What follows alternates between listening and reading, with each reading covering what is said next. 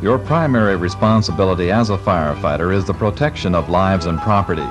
This may include searching for and removing victims from hazardous or life-threatening situations.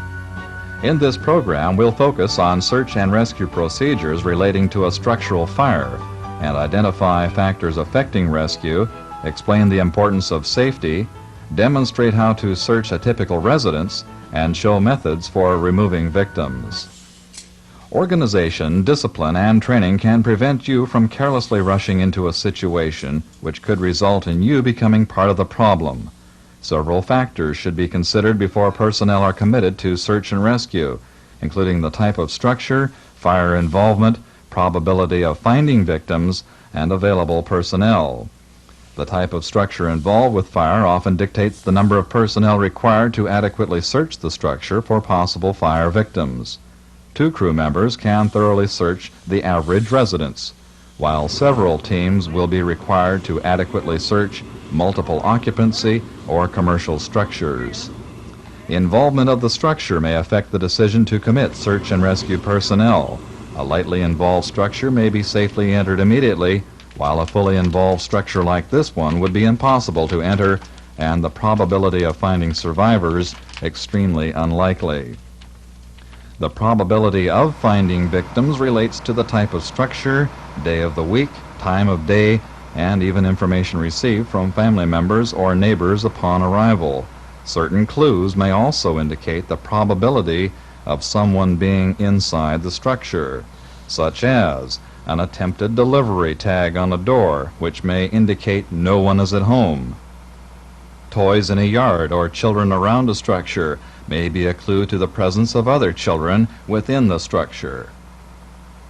Cars in a driveway and garbage cans along the curb may indicate the presence of occupants, while broken windows and a neglected yard may indicate the structure is abandoned. Only a thorough search will confirm the absence or presence of victims who may have been illegally living in this abandoned structure. But understand that these are only clues and not reliable information about the absence or presence of victims. The availability of personnel may place an emphasis on search and rescue before fire suppression, especially in those departments operating at reduced manning levels.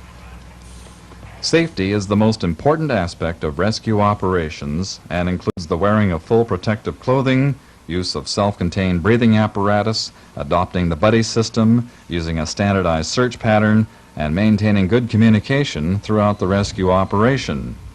You are the most important person to protect. If you become injured or incapacitated, you'll be unable to help those in need of your services, and you'll place a strain on your crew members who will have to divert their attention to assisting you and do the tasks assigned to you. Correctly wearing full protective clothing will provide you with some measure of protection from the hostile environment inside a burning building. Self-contained breathing apparatus will protect your lungs from superheated air, smoke, and gases. Adopting the buddy system offers at least 3 benefits. 2 crew members can complete a thorough search of a typical residential structure. If a victim is located, both firefighters can quickly remove the victim. And if one of the firefighters becomes incapacitated, the other person can help get him out of the structure or summon help if necessary. No one should be allowed to enter a hazardous situation alone. Adopting standardized search patterns can promote an effective sweep of the interior of a structure without duplication of effort, waste of valuable personnel resources, and minimizes the number of personnel exposed to a hazardous environment. Communication is vital and begins with specific personnel assigned to the search and rescue effort. The search team should carry a radio, allowing them to report on fire conditions, absence or presence of victims, and summon aid if they become lost or injured. And the fact that they've completed the search of the structure and have exited the structure must be relayed to the fire ground commander.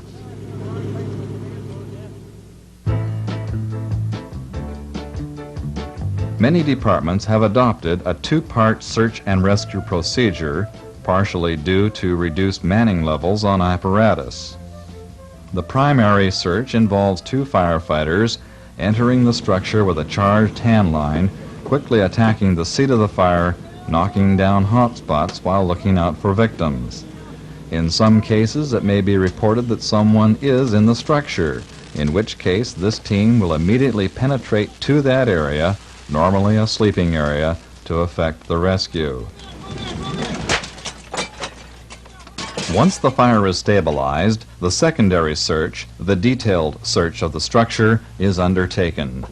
In some cases, additional personnel and equipment may have arrived to assist in the control of the fire, providing additional personnel to assist in the detailed search. Again, we emphasize the importance of a standardized search pattern to ensure a thorough search and eliminate duplication of effort. If the structure is multi-level, the search should begin at the upper level, especially if sleeping areas are on that level, where accumulations of combustion products pose the greatest threat to life. Upon entering the structure, the search team splits to the left and right to work around the perimeter of the first room. The wall is used as an anchor. This is extremely important, especially when working in reduced visibility, even total darkness. As the firefighter progresses around the perimeter of the room, he feels out into the center of the room and under obstructions while keeping 1 foot in constant contact with the wall.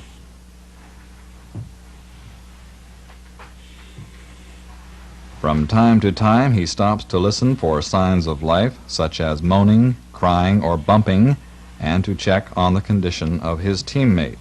Some authorities recommend the opening of windows as they are encountered to reduce the level of smoke, but be aware that this may be dangerous if the fire has not been stabilized, having the same consequences as improperly venting a fire. Once the team members have rejoined each other, they may make a sweep through the center of the room if it was too large or the visibility too poor to ensure the center of the room was clear of victims. The team bears to the right to continue the sweep of the structure. Turning left or turning right depends upon your department policy, but such a policy is important for standardizing search patterns.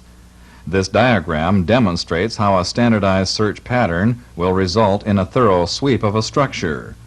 Room by room, this pattern is duplicated throughout the structure, eventually bringing the crew back to their original starting point. In this example, the firefighter has encountered a closed door. He removes a glove and runs the back of his hand, which is more heat sensitive than the palm of his hand, up and down the door, checking for potential flames behind the door. The door should be opened slowly, allowing possible accumulations of combustion products to escape overhead before entering the room. Entering a bedroom, the area on and under the bed is felt for victims.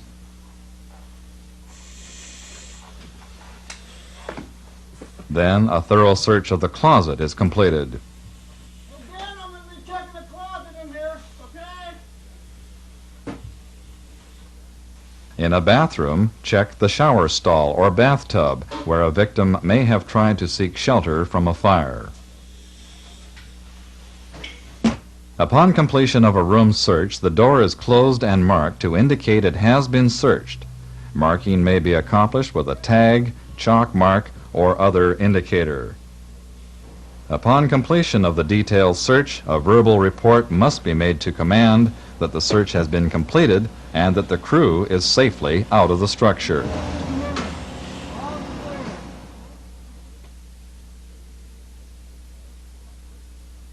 You may be conducting search and rescue operations under very difficult conditions, including intense heat, dense smoke, and the danger of structural collapse. If you become lost or disoriented, the first step is to stop where you are and calm down. Slowing your rate of breathing will help conserve your air supply. If you've lost contact with your partner, work your way back to your starting point by reversing your entry turns. For example, if you've been turning to the right upon entering each area, turning to the left will work you back to your original starting point. If you're in a room with a window, close the door behind you, open the window, and signal for help. If you encounter a hose line, follow it. It will either lead you to the nozzle crew or outside the structure. In many departments, search and rescue teams wear personal protection devices. This device utilizes a vibrating spring to detect the movement of the wearer. By remaining motionless for a preset length of time, the alarm is activated, summoning help.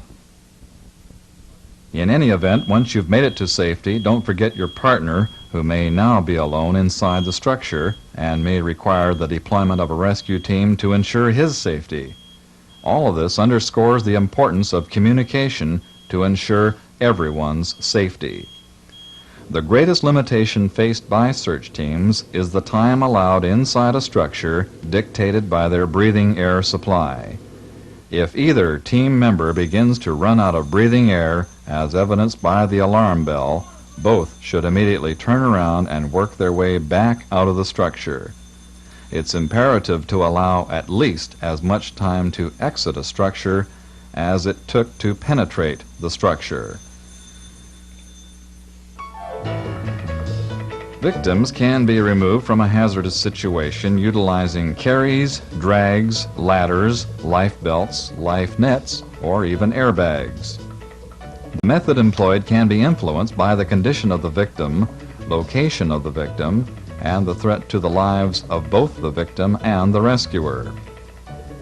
Carries can be utilized to remove either conscious or unconscious victims and include the cradle carry, the lift and carry, the seat carry, the extremity carry, the chair carry, and the stretcher carry. The cradle carry can be used to carry conscious or unconscious children or small adults. The victim is cradled under the knees and around the back, with the victim's head resting upon your shoulder. Your partner can assist in arranging the victim for the carry, radio the discovery, and assist in exiting the structure.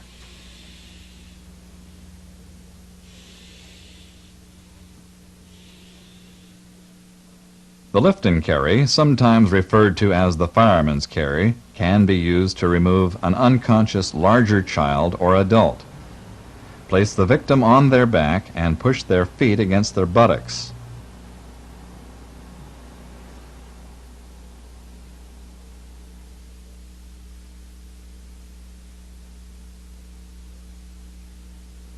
Grasping the victim's wrist, the victim is hoisted over your shoulder. Encircle the victim's legs, grasping an arm to lock the victim to you for the carry.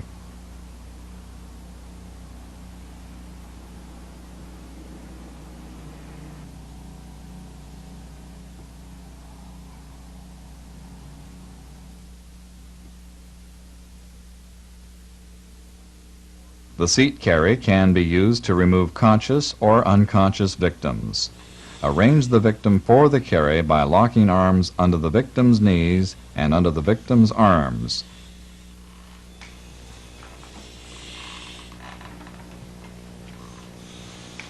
In unison, the firefighters lift the victim for the carry.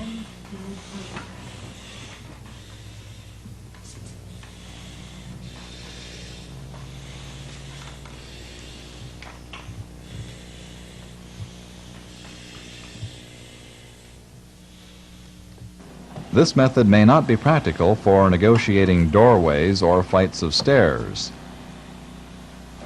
If the victim is unconscious, you may have to use the extremity carry.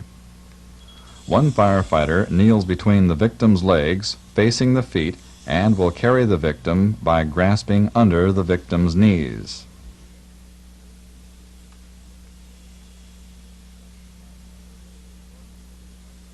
The second firefighter lifts the torso to an upright position, crossing the victim's arms across the chest.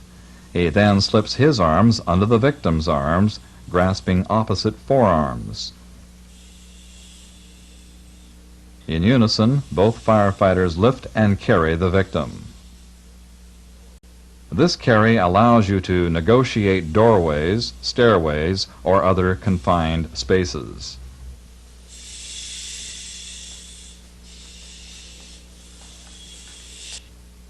The chair carry provides support of a conscious or unconscious victim. The victim can be lifted into a chair, supported while a chair is slid under the victim, or slid into a chair which has been laid beside the victim.